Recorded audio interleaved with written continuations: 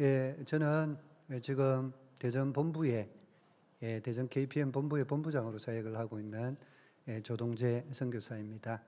귀한 교회에 불러주시고 또 말씀을 전할 수 있는 귀한 기회를 주셔서 대단히 감사합니다. 이제 오랫동안 또 저를 위해서 그 교회에서 제가 미얀마 사역을 할 때 후원해 주시고 또 기도해 주시고 하셔서 너무 감사한 마음들이 늘 있습니다. 그리고 또 제가 대전에 있으니까 더 가까운 마음들이 드는 것 같아요. 그리고 제가 대전에 지낸 지도 꽤 오랜 시간이 지났습니다. 한 10년 가까이 됐을까요? 한 7, 8년 정도 된 것 같아요. 적어도 그 정도 된 것 같은데 교회에서 이번에도 또 21일 날 KPM에 오셔가지고 또 사역하고 있는 선교사님들하고 직원들을 위해서 식사 대접을 또 해주시겠다 그렇게 해주셔서 너무 감사한 마음입니다. 여러분들 아시는 것처럼 지난 6월 달에 총회 선교 대회가 있었습니다. 총회 선교 대회가 경주에 있었는데 교회 내에서 또 중보팀이 결성되어져서 우리 KPM 중보팀이 함께 또 안박교회에 계시는 분들하고 결성되어져서 열심히 또 금식하면서 기도해 주시고 교회도 또 재정적으로도 지원해 주시고 이런 수고와 섬김들을 통해서 경주 총회 선교대회 70주년 기념대회가 정말 은혜 가운데 맞춰졌습니다. 한 500명 가량 선교사님들 또 현지인들까지 포함해서 와서 큰 은혜와 도전을 받게 되었고 한 600명 이상의 또 교계 선교 지도자들이 참석해서 새로운 영적 어떤 선교에 대한 도전을 받는 정말 귀한 시간이 되었습니다. 이 일에 제가 또 수정될 수 있도록 하나님 은혜를 베풀어 주셔서 개인적으로 너무 감사하고요. 제가 온 지 눈 깜빡할 사이에 벌써 1년이 지난 것 같아요. 제가 이제 2년 정도 기간이 남아 있는데 본부 사역이 그 KPM 본부장의 일이 대단히 중요합니다. 제가 보니까 제가 생각했던 것보다 더 중요한 내용들이 많이 있습니다. 우리 총회, 고신총회에 속해 있는 교회들을 격려하고 세우고 또 선교에 더 헌신할 수 있도록 안내하는 역할과 더불어 한 500명 가량 되는 선교사님과 한 500명 정도 되는 우리 선교사님들 자녀 MK들도 이제 섬기고 또 그리고 지원하고 돕는 일들을 해야 되기 때문에 일들이 참 많다 생각이 되어져요. 제가 하나님 주시는 지혜로 영육 간의 강건함으로 잘 감당할 수 있도록 그렇게 기도를 부탁을 좀 드렸으면 합니다. 그리고 제가 이제 미얀마 선교사이기 때문에 짧게 지금 미얀마 현황에 대해서 그래도 한번 말씀을 드리고 계속 말씀을 전하는 게 좋을 것 같아서 PPT 한번 보여주시겠습니까? 지난 2021년 2월 1일 날 쿠데타가 일어났습니다. 꽤 시간이 지났죠. 그런데 쿠데타 이후로 상황이 종료된 게 아니라 지금도 여전히 쿠데타 영향권 아래 있어서 국민 전체가 대단히 힘든, 나라 전체가 대단히 힘들고 어려운 상황 가운데 있습니다. 경제적으로, 사회적으로, 그 다음에 교육적으로, 정치적으로 대단히 혼란한 가운데 나라가 있습니다. 그 다음 PPT 한번 보여주시겠습니까? 그래서 이제 쿠데타 일어나고 난 다음에 정부군하고 반군하고 계속적으로 이제 전쟁 상황이 지속되고 있습니다. 그래서 북쪽 지역에도 비행기로 폭격을 하고 그런 상황들이 계속 진행이 돼서 수많은 사상자들이 나게 됐고 그리고 수백만 명의 사람들이 이 전쟁 난민으로 이웃 국가로 옮겨가기도 하고 그런 상황입니다. 그리고 젊은이들에 대한 군 징집령이 떨어졌기 때문에 굉장히 많은 청년들이 외국으로 지금 도피하고 있는 상황이에요. 그래서 국내에나 젊은 청년들이 정말 많이 남아있지 않다 이렇게 생각이 될 정도로까지 많은 사람들이 지금 외국으로 가까운 태국으로 말레이시아로 그 다음 싱가포르, 일본 그리고 우리나라로 그렇게 들어오고 있습니다. 그런 어려운 형편이고요. 그 다음 거 한번 보여주시겠습니까? 거기다 이제 설상가상으로 엎친 데 덮친 격으로 미얀마 지진이 또 일어났습니다. 지난 3월 말에 미얀마 지진이 강도 7.7, 히로시마에 떨어진 원폭의 한 300배 이상의 위력을 가진 지진이었다고 얘기를 합니다. 그래서 중북부 지역에 지진이 일어나서 굉장히 또 큰 피해가 있었습니다. 그래서 이제 총회 긴급구호단에서도 지원을 하고 돕는 일들을 했습니다만은 도움이 얼마나 크게 갈 수 있겠습니까? 여전히 이 쿠데타로 내전으로 어려운 상황이고, 그리고 그 다음에 이제 그 지진으로 인해 또 다시 한번 이제 어려움을 겪게 돼서 너무 힘들고 어려운 상황입니다. 하지만 그럼에도 불구하고 다음 PPT 한번 보여주시겠습니까? 이거는 이전에 제가 한번 보여드린 적이 있는데 그 미얀마 쌀가게의 이름이에요. 쌀가게 이름이 만세라고 적혀 있습니다. 한국 이름으로 만세 그렇게 되어 있어요. 여기 집주인이 한국을 다녀온 분이에요. 그래서 한국에 있을 때 본인이 좋아했던 그 프로그램, 쇼 프로그램 이름이 슈퍼맨이 돌아왔다. 그 이제 프로그램이었기 때문에 거기에 송일국 배우의 아이들이 대한민국 만세였잖아요. 이 만세, 마지막 만세의 이 이름을 따서 지금 만세도 좋아하고 뜻도 좋아서 그렇게 만세라고 이제 가게 이름을 지었더라고요. 이만큼 미얀마 사람들이 한국을 좋아합니다. 한국 문화를 좋아하고 한국 드라마를 좋아하고 K-팝을 좋아해요. 그래서 외국 선교사님들은 많이 미얀마를 떠났습니다. 쿠데타 일어나고 난 다음에 한 3, 4개월 정도 되니까 거의 다 떠났어요. 지금 미얀마에 외국 선교사님들은 거의 없지만 한국 선교사님들이 대다수 다 남아서 사역을 하고 있습니다. 한국 선교사님들이 교육 그리고 또 구제 이런 사역들을 통해서 계속적으로 복음을 전하고 선교 사역을 하고 있는데 굉장히 놀라운 선교적 돌파가 일어나고 있습니다. 제가 섬기던 교회의 주일학교 모습인데 그 복음을 전하면 예수님 믿는 사람들이 굉장히 많이 나타나고 교회가 지금 빠르게 성장하고 세워져 가고 있습니다. 다음 거 한번 보여주시겠습니까? 다음 거는 청소년 집회입니다. 청소년들이 제가 이제 섬겼던 교단, 우리 고신, 합동, 합신 이 세 교단이 함께 이 교단을 만들어서 한국 선교사님들이 세운 교단이죠. 청소년들을 데리고 집회를 하는 모습인데 한 50개 정도 되는 교회에서 청소년들이 모여서 SFC처럼 그렇게 집회를 하는데 잘 훈련받고 있습니다. 이렇게 상황은 어렵고 힘들지만은 선교사님들이 대단히 큰 헌신을 하고 있고 상당히 위험해요. 상당히 위험하고 어려움도 많지만은 또 어려울 때 하나님께서 더 큰 역사나 은혜를 베푸실 때들이 많잖아요. 지금 미얀마는 복음의 틈이 벌어진 상태입니다. 들어갈 수 있는 복음의 문이 열려 있는 상태가 돼서 집중적으로 사역하게 되면 대단히 놀라운 열매가 맺혀질 수 있는 귀해 열린 선교의 장이다 생각이 됩니다. 계속적으로 기도해 주시고 또 함께 해 주시기를 부탁을 드립니다. 오늘 주제는 말씀으로 넘어가서 준비하는 삶이라는 주제로 잠깐 말씀을 나누도록 하겠습니다. 저도 나이가 이제 60이 되었습니다.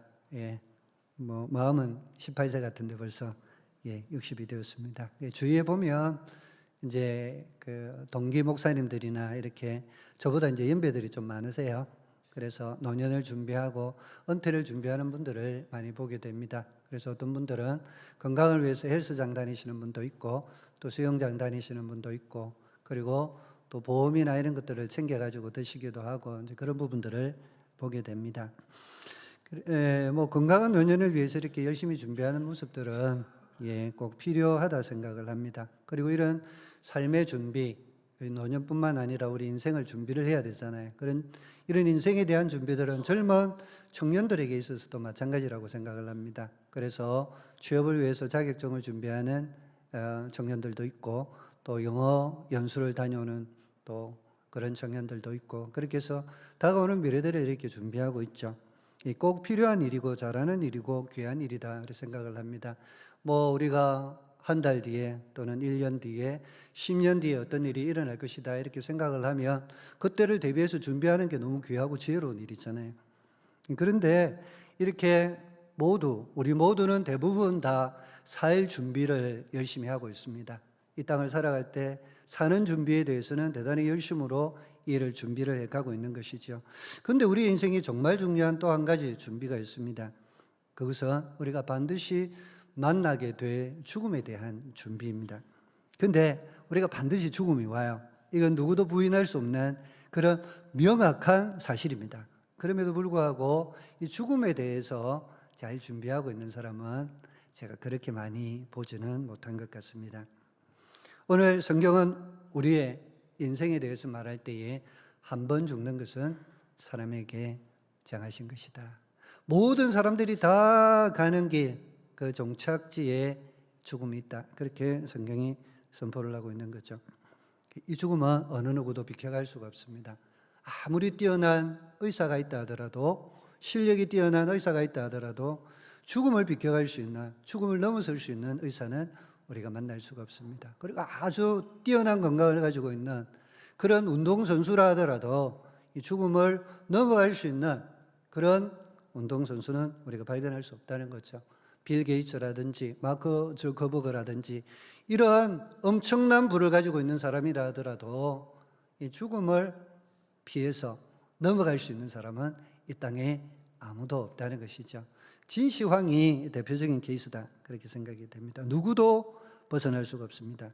그렇기 때문에 반드시 우리가 만나게 될 죽음에 대해서 잘 준비하는 건 너무나 중요한 일이죠.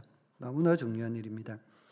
이전에 제가 고등학교 다닐 때에 그런 생각을 해본 적이 있습니다. 학교 시험이 준비가 잘 안 됐습니다. 그래서 이번에는 학교 시험 기간에 이게 뭔가 좀 일이 일어나서 시험을 안 쳤으면 좋겠다, 그런 생각을 해본 적이 있습니다. 뭔가 일이 생겨가지고 학교에 불이 나든지 뭐 이렇게 그렇게 해서라도 뭔가 시험을 안 쳤으면 좋겠다, 이런 생각을 해본 적이 있는데 한 번도 그런 일은 일어나지를 않았고 그냥 시험을 쳐야 되더라고요. 반드시 시험을 쳤습니다. 우리 인생에 있어서도 죽음이 안 오면 얼마나 좋겠습니까? 이 부담스러운 죽음, 이런 정체불명의 죽음, 이게 대하기 힘든 이 죽음이 우리 인생에 안 오게 되면 얼마나 좋겠습니까? 근데 우리가 소년 시기가 있고, 그 다음에 뭐 청소년기가 있고, 그리고 청년, 그 다음에 장년, 그리고 노년, 이렇게 시간이 지나면 어느새 죽음이 우리 문턱 앞에 와 있다, 이런 느낌을 가지게 된다는 거죠. 누구도 그 시간을 피해갈 수 없게 된다는 것입니다. 그리고 그 죽음은 천천히 우리의 삶에 다가올 수도 있지만은 급하게 우리의 삶에 다가올 수도 있습니다. 여러분, 그 한자에 죽을 사자가 있잖아요. 죽을 사가 있습니다. 죽을 사자가 있는데 그 죽을 사자를 분해해 보면 날일자에 저녁 석자, 그 다음에 비수비자, 이렇게 세 글자가 합쳐져 있는 것을 우리가 보게 됩니다. 하루, 저녁, 비수, 맞는 것.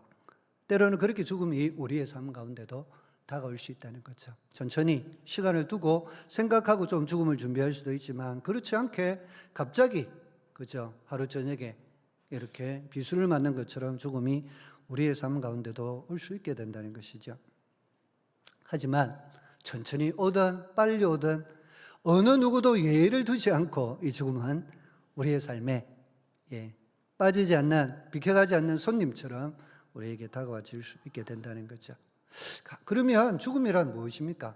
죽음이란 우리의 육체가 노쇠하거나 또는 다른 이유로 신체의 기능을 모두 마치게 되는 상태를 우리가 죽음이다, 육체적 죽음이다, 그렇게 얘기를 하죠.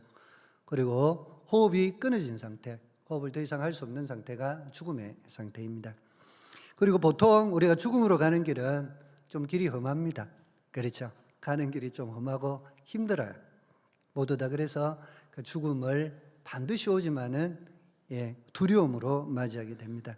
실제로 죽음은 무시무시한 것이다, 이렇게 말할 수 있습니다.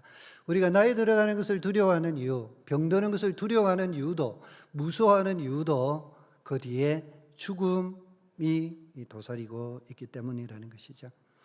세상에서 가장 무서운 적이 있다 그러면 그 무서운 적, 우리의 삶에 가장 큰 원수가 있다, 이렇게 하면 그 원수는 사실 죽음이 될 수 있는 것이죠. 죽음은 우리의 삶에 육체적으로 사실은 다가오게 될 때 심한 고통을 주는 경우들이 많이 있습니다. 작년에 선교사님 중에 한 분이 폐암으로 소천을 하셨습니다. 한 3개월에서 한 5개월 정도인가 계속 이제 병원에 계셨는데 대단히 폐암이 또 조금 더 어렵잖아요. 호흡이 가쁘고 힘들기 때문에.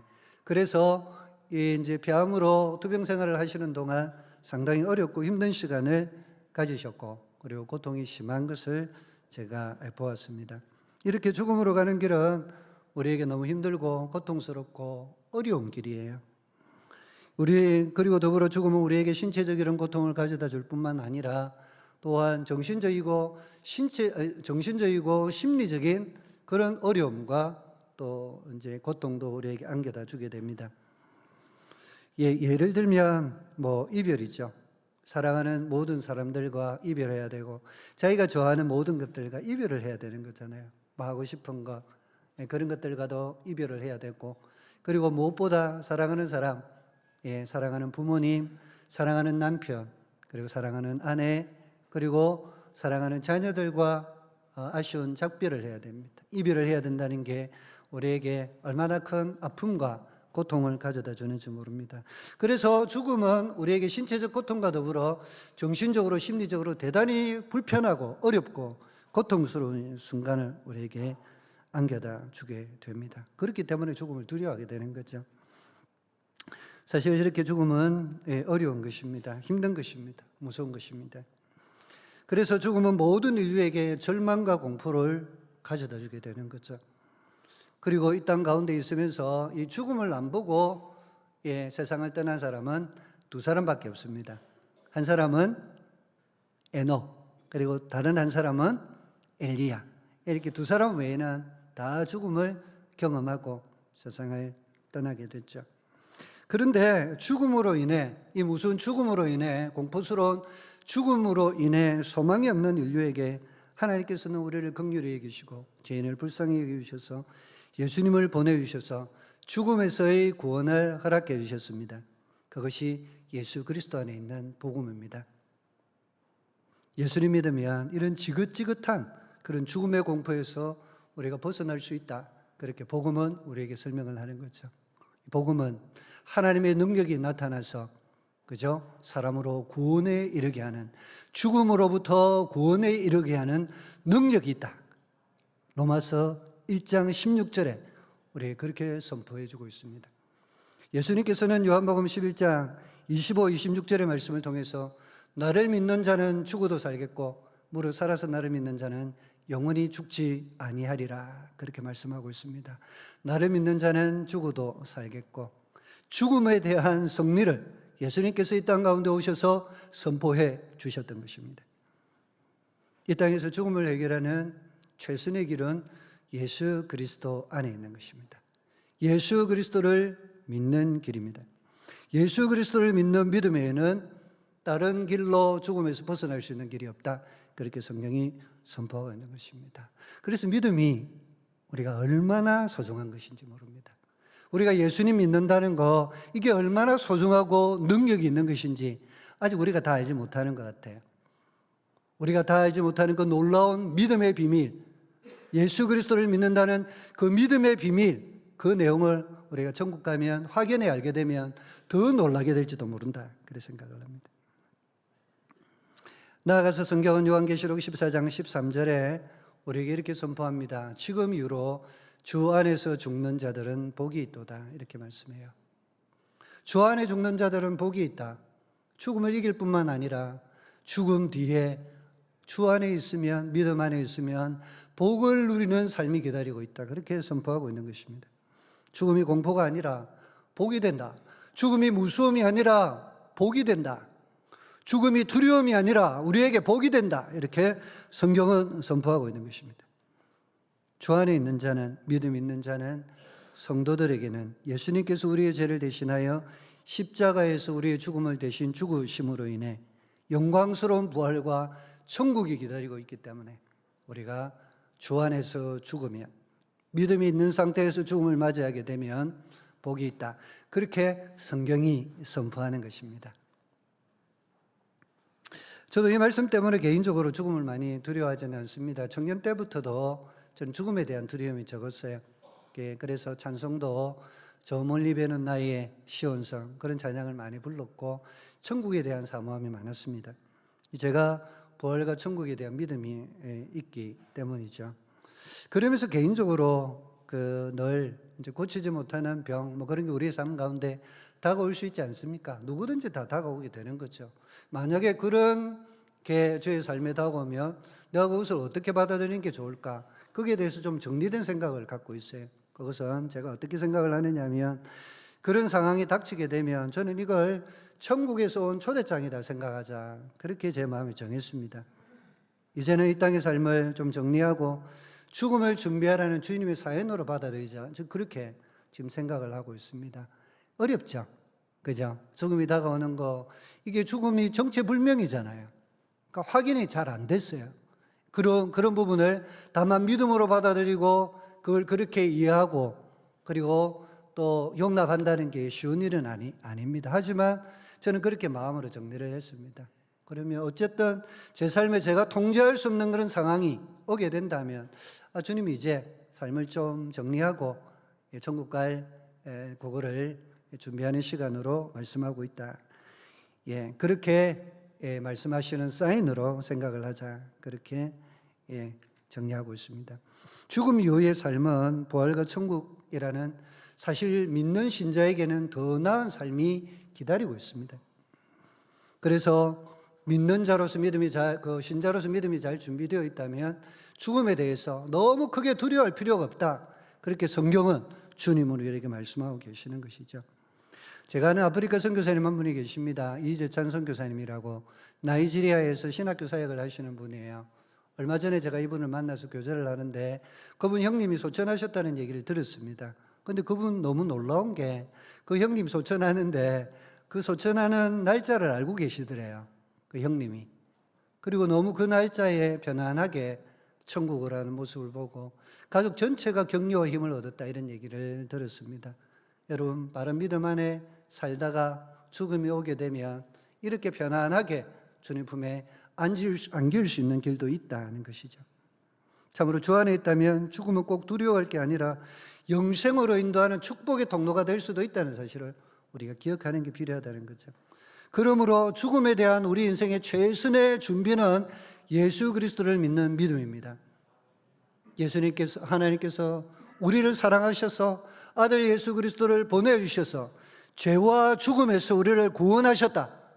그걸 확실히 믿고 받아들이게 되면 죽음에서의 구원을 우리에게 허락해 주신다. 성경이 약속하시는 거죠. 주 예수를 믿으라. 그리하면 너와 내 집이 구원을 얻으리라. 성경의 선포입니다. 자, 그러면 우리가 죽고 나면 끝인가? 오늘 말씀의 핵심입니다. 우리가 잘 아는 내용들이었고요. 조금 전에는 우리가 예수님을 믿고 있다가 그러면 죽으면 이것으로 끝인가? 그건 아닌 거죠. 영광스러운 부활도 우리가 경험을 하고 천국도 그렇게 누리게 되는데 그것으로 끝인가? 근데 끝이 아니다. 성경은 오늘 말씀하고 있습니다. 성경은 그 뒤에 하나의 단계가 더 있는데 그것은 하나님의 심판이 있다는 말씀입니다. 여러분 오늘 말씀에 한 번 정한 것은 그러니까 오늘 말씀에 기록되어 있는 말씀을 보면 한 번 죽는 것은 사람에게 정해진 것이요 그 후에는 심판이 있다. 그렇게 우리에게 말씀하고 있죠. 죽음 뒤에 이 단계가 하나 더 있는데 그건 심판이다. 그래 말씀하고 있는 거죠. 제가 이건 그냥 개인적인 간증입니다. 참고로 한번 들으시면 좋겠다 싶은데요. 제가 대학생 때 신앙생활을 참 열심히 했습니다. 그래서 자기 전에는 꼭 시편을 읽고 잘 때도 손을 이렇게 모으고 그렇게 기도하면서 잤어요. 제가 그때 신학대학 다니고 있을 때가 아니라 그냥 일반 대학을 다니고 있을 때인데 그때 한 대학교 4학년 때 참 은혜를 많이 주셨습니다. 근데 그때 이건 그냥 개인적인 간증입니다. 참고만 하시면 됩니다. 창밖에서 많은 물소리가 들렸어요. 많은 물소리가 들리면서 그렇게 이제 물소리가 들리고 그리고 제 몸이 일어나서 창문가로 갔습니다. 그때에 밖에서 제 이름을 2번 불러주시고 하나님께서 2가지 말씀을 해주셨는데 하나는 구원과 하나는 심판에 관한 말씀이었습니다. 그래서 저는 하나님께서 삶에 대해서 심판의 때가 있다는 것을 제가 성경을 읽으면서도 조금 더 시간을 기울여 보았던 적이 있었습니다. 전도서 12장 14절에는 이렇게 말씀이 기록이 되어져 있습니다. 하나님은 모든 행위와 모든 은밀한 일을 선악간에 심판하시리라. 그렇게 말씀하고 있는 거죠. 공무원 임용고시, 교사 임용고시 같은 하나님 앞에서 우리 인생의 마지막 시험, 최후의 심판이 우리를 기다리고 있다는 것입니다. 고린도후서 5장 10절에는 이렇게 기록하고 있습니다.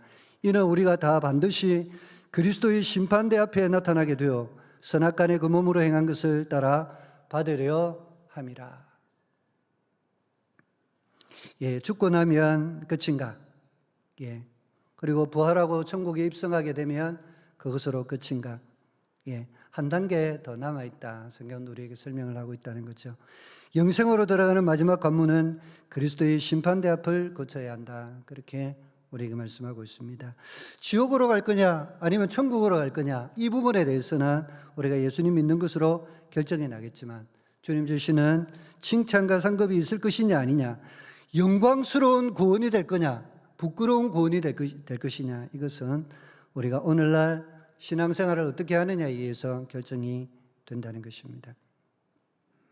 신앙생활을 하고 있는 우리의 삶의 삶은 마태복음 25장에 나타나는 5달란트, 2달란트, 1달란트 받은 종들과 같은 삶입니다. 하나님께서 우리에게 그 마태복음 25장에 나타나는 종들에게 5달란트, 2달란트, 1달란트를 주셨던 것처럼 그렇게 재능, 물질, 시간을 우리에게 주셨다는 것이죠.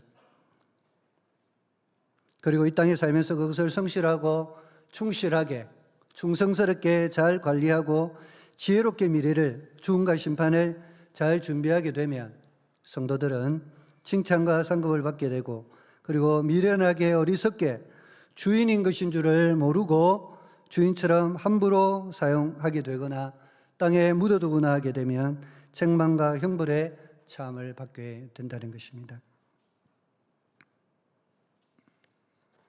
결론으로 말씀을 드리고 말씀을 마치도록 하겠습니다.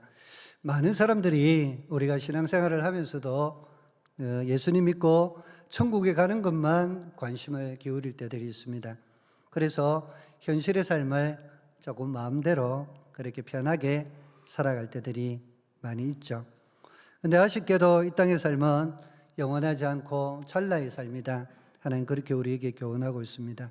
그리고 순간을 위해서 영혼을 희생하고 허비하고 도외시하는 것은 얼마나 어리석은 삶인지 모른다는 것이죠. 야고보서 4장 14절 말씀 을 읽어보게 되면, 내일 일을 너희가 알지 못하는도다. 너희 생명이 무엇이냐? 너희는 잠깐 보이다가 없어지는 안개다. 그렇게 말씀하고 있습니다. 성경은 우리 인생이 긴 듯하지만은 짧게 잠깐 있다가 사라지는 안개와 같다. 아침 안개와 같다고 말씀하고 있고, 시편 90편 10절에는 우리의 연수가 70이요 강건하면 80이라도 그 연수의 자랑은 수고와 슬픔뿐이요 신속기간이 우리가 날아간다. 그렇게 고백하고 있습니다.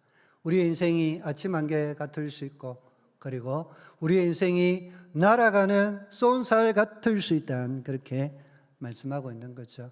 우리 인생이 지금 여기 젊은 분들은 또 그렇게 느껴지지 않을 수 있습니다만은, 제가 느끼기는 이게 좀 긴 듯한데 이게 짧은 게 인생이다, 이런 게 느껴질 때가 많아요. 요즘 시대가 얼마나 빠른지 모릅니다. 그리고 우리의 눈을 현혹하는 것들이 참으로 많이 있습니다. 시간이 없다 그렇지만은 시간이 없다 해도 우리가 유튜브에 보내는 시간, 저도 이 생각보다 유튜브에 시간을 많이 보내는 것 같아요. 유튜브에 보내는 시간, 그리고 우리의 일상오락에 보내는 시간들이 꽤 많이 있다 생각이 됩니다. 주를 위해서, 하나님 나라를 위해서 우리가 시간과 물질, 그 다음에 또 이제 재능을 그렇게 쓰기보다 본인을 위해서, 세상을 위해서, 자기 일락을 위해서 우리가 시간과 물질, 재능을 드릴 때들이 많이 있다는 것이죠. 그래서 삶을 소비하고 허비하게 될 때들이 있습니다. 그런데 성경은 에베소서 5장 15절에 이렇게 말씀하고 있습니다.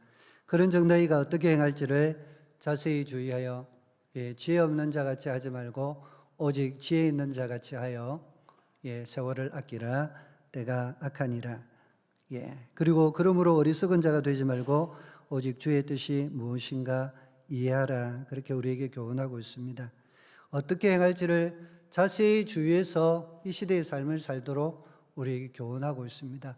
우리에게 죽음이 다가오기 때문에, 그리고 예수 그리스도의 심판대 앞에 우리가 설 날, 그 날이 있기 때문에 오늘 이 땅의 삶을 살아가게 될 때 어떻게 살 것인지를 자세히 주의해서 어리석은 자로 살지 말고 지혜 있는 자의 삶을 살도록 우리에게 도전하고 경고하고 말씀하고 있다는 거죠. 주의 뜻이 무엇인가?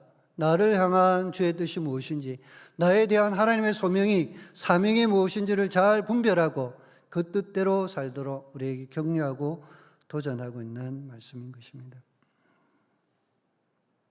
나는 성경에 나오는 슬기로운 다섯 처녀처럼 나는 기름이 준비되어져 있느냐? 주님께서 말씀하신 기름이 나의 삶에 있는지, 그리고 주님이 땅에 오시면 내가 주님 앞에 내어드릴 열매가 내 삶에 있는지, 그것을 점검하며 살도록 우리에게 도전하고 말씀하고 계시다는 거죠. 우리에게 주어진 사명은 완수했는지 점검하며 오늘의 삶을 살아가도록 우리에게 도전하고 있는 것입니다. 아내 정인실 선교사가 미국을 한 4주 정도 방문을 했습니다. 우리 미국에 있는 큰딸이 이제 아이를 출산했어요. 아이를 출산해서 잠깐 돌봐주기 위해서 그렇게 4주 정도 출타를 했습니다. 가면서 저에게 큰 두 가지 사명을 맡기고 갔어요. 한 가지 사명은 우리 집에 이제 하초가 몇 개 있는데 그게 물 좀 줘야 된다. 그런 사명 하나. 그리고 두 번째 이제 큰 사명은 청소를 하십시오. 4주나 되니까 꼭 청소를 하세요. 그렇게 제가 사명을 주고 갔는데 그 4주 기간 동안 이제 첫 주가 그냥 지나버렸고, 그리고 두 번째 주는 제가 미얀마에 볼 일이 있어서 잠깐 방문을 했습니다. 갔다 오니까 밀린 업무들이 많잖아요. 본부에 밀린 업무들이 많으니까 2주 동안 그냥 바쁘게 지나다 보니까 하초에 물은 좀 줬는데 그건 일주일에 한 번만 하면 되니까 청소를 못한 겁니다. 청소를 못했는데 집사람이 지난 목요일 날 그 미국에서 돌아왔어요. 그런데 제가 화요일까지 청소를 못했습니다. 한 번도 못한 거예요. 이제 걱정이 되잖아요. 물어볼 텐데. 그래서 제가 수요일 날 새벽에 일찍 일어나가지고 청소를 했습니다. 새벽기도 가기 전에 청소를 좀 하고 한번 닦고, 그 다음에 집사람이 목요일 날 들어오는데 그 다음에 목요일 날도 한번 일어나 청소를 하고 진공청소기 한번 돌리고 그 다음에 방을 한번 닦았어요. 닦아보니까 아주 더러운 데가 많더라고요. 더러운 데가 많고, 그리고 참 이게 아내의 일이 보통 일이 아니다 그런 생각을 그렇게 하면서 이제 다시 한 적이 있는데, 요건 이제 개인적인 소소한 일이니까 뭐 그냥 눈 감고 넘어갈 수 있는 일이지 않겠습니까? 근데 만약에 우리가 주님의 심판대 앞에 섰는데 이렇게 되면 상당히 곤란하지 않겠어요? 아찔하지 않겠습니까? 주님께서 우리에게 명령도 주시고 그리고 사명도 주셨는데 하나도 제대로 안 하고 있다가 막상 주님 앞에 섰는데 내어놓을 게 하나도 없으면 주께 드릴 열매도 없고 사명에 대해서 무슨 사명인지 확인도 안 됐고 그냥 어영부영 이렇게 살다가 주님 앞에 서게 되면 심판은 반드시 있다고 주님께서 말씀해 주셨는데, 죽음도 분명히 우리의 삶에 다가오고 심판도 분명히 있다고 말씀해 주고 있는데 그냥 그렇게 살다가 시험 준비가 안 된 학생처럼 그렇게 쓰게 되면 얼마나 부끄럽고 안타까운 인생이 되겠습니까? 그래서 아모스 4장 12절에는 우리에게 이렇게 도전하고 있습니다. 이스라엘아, 내 하나님 만나기를 예비하라, 준비하라. 그렇게 우리에게 말씀하고 있지 않습니까? 그래서 준비하는 게 꼭 필요하다는 거죠. 사랑하는 성도 여러분, 우리 인생에 온 날은 순서가 있습니다. 하지만 가는 날은 순서가 안타깝게도 없습니다. 그리고 그날에 주님의 심판대 앞에 서서 부끄럽지 않기를 원한다면 오늘 우리의 발걸음이 주의가 필요한 거죠. 지혜가 필요한 거죠. 어떻게 살아가야 할 것인지에 대한 이해가 반드시 필요하다는 것입니다.